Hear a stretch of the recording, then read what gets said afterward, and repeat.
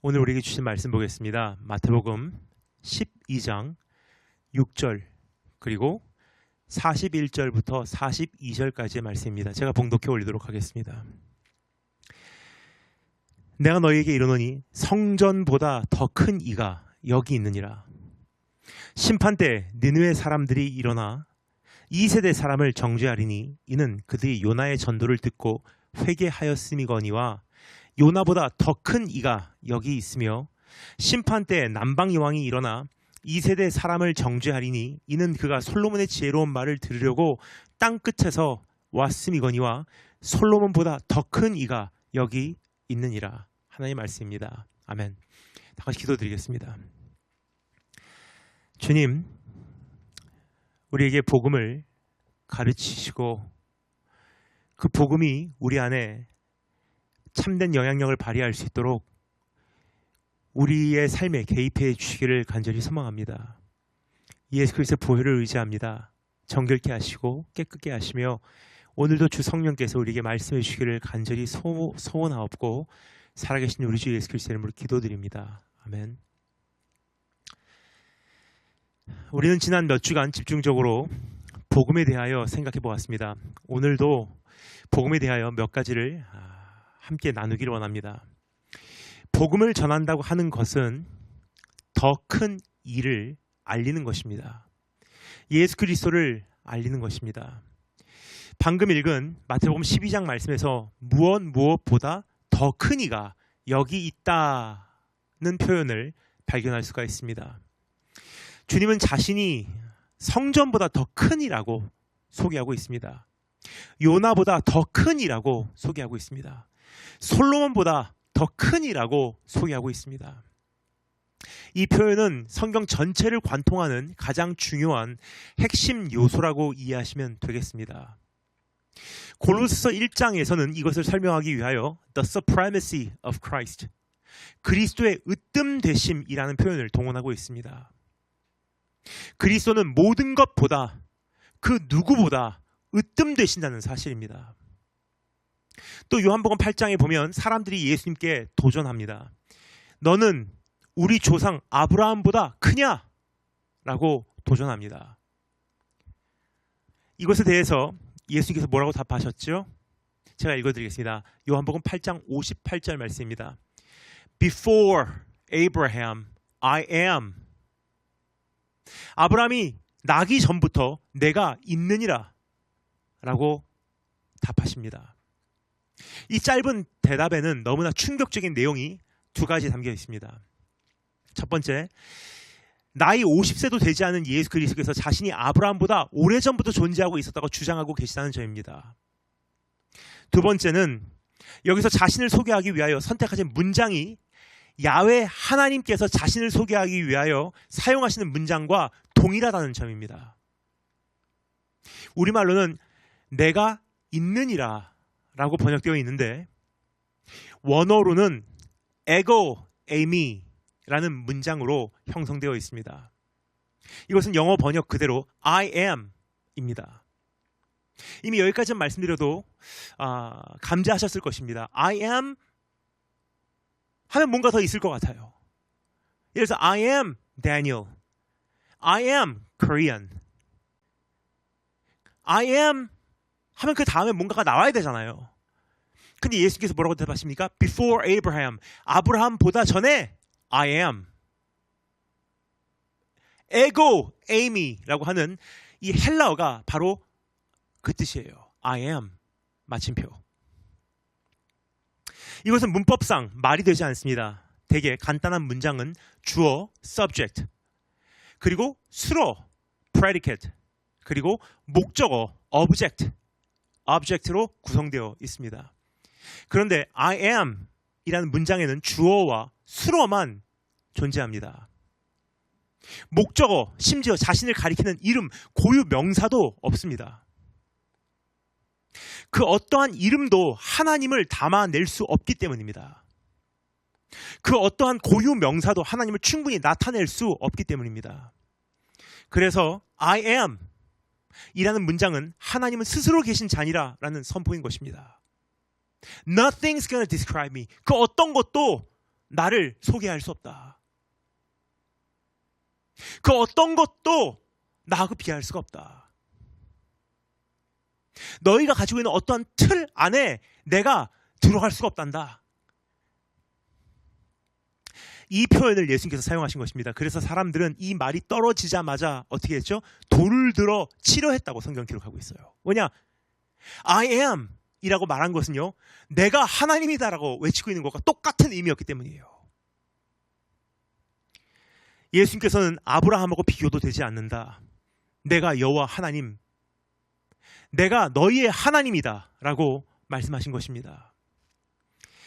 예수 그리스도는 그 무엇보다, 그 누구보다 더 큰 이이십니다. 예수 그리스도는 참으로 으뜸되십니다. 만물이 그에게서 창조되고 만물이 다 그로 말미암고 그를 위하여 창조되었습니다. 또한 그가 만물보다 먼저 계시고 만물이 예수 그리스도 안에서 지탱되고 있느니라 라고 골로새서 1장에서는 기록하고 있습니다. Everything was made by him and for him. 그분으로 인하여 창조되었고 그분을 위하여 창조되었다고 성경 기록하고 있어요. 누구? 예수 그리스도를 위하여. 어떠한 물질을 구성하는 최소 단위, 기본 입자는 원자입니다.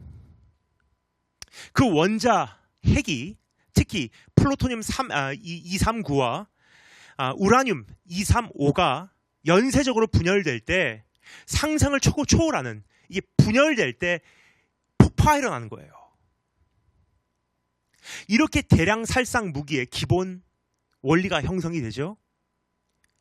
가장 작은 이 원자를 분해시키는 거예요. 이와 같이 원자의 형태는 안정적으로 유지되어야 하는 것입니다. 그런데 과학계에서 아직도 풀리지 않는 수수께끼가 한 가지 있어요.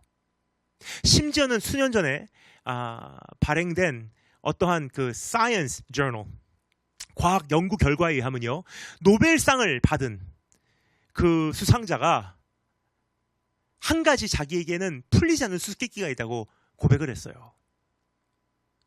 이 원자가 붕괴되지 않도록 그것을 꼭 쥐고 있는 힘이 무엇인가라는 질문이에요. 여러분, 원자가 붕괴되기 시작하면요, 지구, 우주는요, 폭파해서 사라지게 돼 있다는 거예요. 근데 모든 것을 구성하고 있는 이 원자 하나하나 안에 무언가가 그 원자를 콕 쥐고 있는데 그게 그 힘이 무엇인지를 그 유능한 과학자도조차 알 수 없다고 이야기를 하고 있는 것입니다. 그러나 우리는 이 답을 알고 있습니다. 만물이 예수 그리스도 안에 섰느니라. 만물이 예수 그리스도 안에 지탱되고 있느니라 라는 뜻이에요. 우리 눈에 보이는 큰 것뿐만 아니라 가장 작은, 우리 눈에 보이지 않는 이 원자 안에까지 예수 그리스도의 통치력이 그 안으로 진입을 하셔서 원자를 지금 콕 붙들고 온 세계가 폭파해버리지 않도록 주님께서 지금 지탱하고 계시다는 뜻이에요. 그러므로 예수 그리스도는 우리의 머리 되시고 만유의 희망이시고 온 우주의 주인인 것입니다. 그리고 성경의 주인공이십니다. 지난 몇 주간에 걸쳐서 우리는 다각도로 복음을 살펴보았습니다. 저는 이미 말씀드린 바 있습니다. 성경 전체가 예수 그리스도를 가리키고 있다고. 이것에 대하여 오늘 본문 말씀에서는 주님 자신께서 더 나은 이가 여기 있느니라 라고 외치고 계신 것을 볼 수가 있습니다. I am better than him. I am better than her. 더 나은 것이 오면 덜 나은 것은 그 자리를 양보해야 합니다. 온전한 것이 오면 부분적인 것은 그 주권을 내어줘야 합니다. 이것에 대하여 사도 바울은 다음과 같이 말합니다. 고린도전서 13장 10절 11절 말씀 읽겠습니다. 온전한 것이 올 때에는 부분적으로 하던 것이 패하리라. 내가 어렸을 때에는 말하는 것이 어린아이와 같고 깨닫는 것이 어린아이와 같고 생각하는 것이 어린아이와 같다가 장성한 사람이 되어서는 어린아이의 일을 버려놓으라 그래요. 그러니까 어린아이였을 때는 부분적인 것을 가지고 그것이 전체인 줄 알아요. 근데 어른이 되면서 더 큰 그림을 보고 나니까, 온전한 것을 발견하고 나니까 부분적인 것은 사라지게 돼 있다는 거예요. 즉 율법의 무기는 두려움입니다. 하나님께서 우리에게 율법을 1차적으로 주신 거예요. 두려움을 원동력으로 사용하여 우리를 움직이게 하였다는 것입니다. 왜냐? 그것마저도 안 하면 이 세상은 너무나 원시적으로 서로가 서로를 죽이고 끝날 수밖에 없었기 때문에. 그리고 그런 율법마저 주시지 않으면요, 죄가 뭔지 기준이 없는 거예요. 죄가 뭔지를 깨달아야지 용서받았다, 은혜를 알게 되는 거 아니겠습니까? 그래서 하나님께서 우리에게 율법을 주시고요, 사람은 그 율법으로 인해서 두려움에 떨기 시작합니다. 왜냐? 율법대로 살지 않으면, 신명기에서 기록하고 있는 이 모든 율법을 지키지 않으면요, 신명기에서 기록하고 있는 모든 벌칙이 나의 몫이거든요. 그러나 복음의 선물은 사랑입니다. 사랑을 원동력으로 사용하여 우리로 하여금 하나님께 나아가게 한다는 뜻입니다. 복음은 율법과 같이 우리의 행위만 억제하고 감독하는 것이 아니라, 복음은 우리의 심령과 마음과 동기 자체를 바꿔낸다는 뜻입니다. 율법은 하나의 제도를 구성해서요, 그 제도에서 벗어나는 사람들을 정죄함으로 사람들의 어떠한 행위와 언행을 억제를 해요. 그리고 율법이 가리키고 있는 한 방향으로 나가게끔 합니다. 그러면 언행은 바뀔 수 있어도요, 사람 마음의 중심은 바뀌지 않는 거예요. 욕구는 해결되지 않는 거예요. 그래서 주님께서 뭐라고 말씀하셨습니까? 너희가 들었거니와 누군지 살인하지 말라 하였거늘 나는 너에게 말하노니 누구든지 내 형제를 미워하면 살인하였대요. 왜요? 언행은 살인을 저지르는 데까지 죄가 저질러지지 않았다고 해도요, 마음에서는 그 심령은 바뀌지 않았기 때문에. 근데 주님께서 어떻게 하십니까? 주님의 궁극적인 목적은요, 우리의 마음을 바꾸시는 거예요.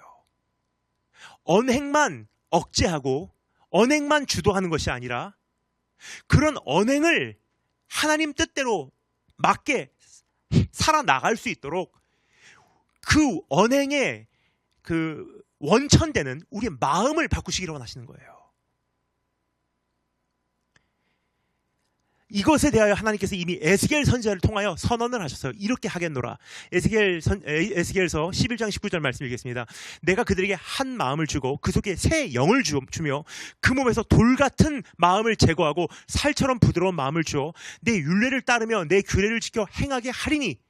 어떻게 해요? 마음을 바꿈으로 지켜 행하게 한대요. 지켜 행하게 하는 것을 강요한다고 말씀하지 않으세요. 마음을 바꿔서 규례를 지켜 행하게 하신대요. 그들은 내 백성이 되고 결과적으로 나는 그들의 하나님이 되리라. 여기 보면 그들 안에서 제거하는 마음이 무엇입니까? 돌의 마음이래요. 이 표현은 우리로 하여금 돌판에 새겨진 율법을 연상케 하는 표현입니다. 율법이 가져다주는 두려움이 우리의 언행의 동기가 되었다는 뜻이에요. 이제까지는. 그러나 예수 그리스도로 인하여 우리에게 주어지는 것은 무엇입니까? 살처럼 부드러운 마음, the heart of flesh, 육신의 마음이래요. 그것은 무엇입니까? 살처럼 부드러운 마음, 그 피가 흐르기 때문에 뜨겁고 열정이 있고 사랑이 있고, 하나님은 예수 그리스도의 살과 피로 우리의 심장을 바꾸시기를 원하신다는 뜻입니다. 더 이상 두려움이 아니라 사랑이 우리의 언행의 동기가 되기를 원하신다는 뜻입니다. 이와 같은 이유로 우리는 예수 그리스도를 제외하고 말씀을 부분적으로 인용하고 적용하고 읽고 들어서는 안 되는 것입니다. 그러니까 예수 그리스도를 제외하고 말씀을 읽는다는 것은요, 굉장히 부분적인 것만 받아들인다는 뜻이에요. 예수 그리스도를 제외하고 말씀을 듣는 것, 말씀을 접하는 것, 말씀을 연구하는 것, 이것은요, 부분적인 것만 다루고 있다는 뜻이에요. 여기에는 심각한 부작용이 있을 수밖에 없으며 무거운 대가 추궁이 동반할 수밖에 없다는 사실을 기억하시기 바랍니다. 성경의 주인공은 예수 그리스도입니다. 예수 그리스도가 복음의 주인공이요, 핵심이요, 주인입니다. 예수 그리스도가 없으면 설교가 아닙니다. 예수 그리스도가 없으면 교회가 아닙니다. 예수 그리스도가 없으면 성도가 아닙니다. 문제는 오늘도 수많은 사람들이 예수 그리스도가 계신지 안 계신지조차도 생각해보지 않고 강의를 듣고, 생각해보지 않고 강의를 적용하고, 생각해보지 않고 강의에 도전받고, 예수 그리스도께서 계신지 안 계신지 분별하지도 않고 그냥 무조건 강의에 아멘으로 화답하고 있다는 거예요. 그래서 저는 오늘 이 시간을 마무리하며 여러분께 작은 가이드라인을 나누고 싶습니다. 성경에 등장하는 셀 수 없이 많은 인물들을 다 살펴볼 수는 없습니다. 그러나 작은 예를 통하여 여러분의 신앙생활에 조금이나마 도움이 되었으면 좋겠다 하는 것이 저의 소원입니다. 그러니까 단순히 아브라함을 본받고 요셉을 본받고 다니엘을 본받고 다윗을 본받는 것으로 끝나는 신앙이 아니라 그들이 모두 하나같이 가리키고 있었던 예수 그리스도의 등장을 직면하심으로 참된 변화와 능력을 경험하시기를 주님의 이름으로 축원드립니다. 그러니까 성경에 나와 있는 수많은 인물들, 이렇게 하지 말자, 이 사람을 보니까 그렇게 하면 안 되는구나, 이렇게 하자, 이 사람을 보니까 그렇게 해야 되는구나, 그게 아니라는 거예요. 그러면 그들이 가리키고 있는 주인공이 있다는 거예요. 이분이 빠지면 이것은 복음이 아닌 거예요. 근데 문제는 그분이 계신지 안 계신지 설교 내내 예수님의 이름이 한두 번 언급된 거 가지고 이건 복음적인 설교야, 그 결론을 내릴 정도로 지금 우리가 무뎌졌다는 거예요. 그래서 오늘 제가 그냥 몇 가지 예를 들게요. 이 예가 여러분에게 지금까지 말씀하신 내용이 이렇게 성경을 읽으라고 하는구나, 이렇게 말씀을 접하라고 하시는구나, 이렇게 하나님 말씀을 우리가 들으라고 하시는구나, 어떤 몇 가지 샘플이 되었으면 좋겠습니다. 마음 같아서는 성경 전체에 나와 있는 모든 인물들을 이렇게 여러분과 나누고 싶지만 시간 관계상 그럴 수는 없고요. 제가 몇몇 인물만 오늘 나누고 싶습니다. 아담부터 시작해볼까요? 아담은 불순종으로 하나님께 죄를 짓고 인류를 멸망으로 안내했습니다. 그는 하나님과 같이 되려고 했습니다. 그러나 아담보다 더 나은 예수 그리스도는 순종으로 하나님의 마음을 흡족하게 해드리고 온 인류를 구원으로 인도했습니다. 두 번째 아담이신 예수 그리스도는 하나님의 본체시나 하나님과 똑같이 되려고 하지 않았어요. 오히려 예수 그리스도는 하나님의 본체시나 하나님과 동등됨을 취할 것으로 여기지 아니하시고 오히려 자신을 비우사 종의 형상으로 인간의 모습으로 우리를 위하여 이 땅에 와주셨습니다. 아벨은 자기 형제에게 죽임을 당했습니다.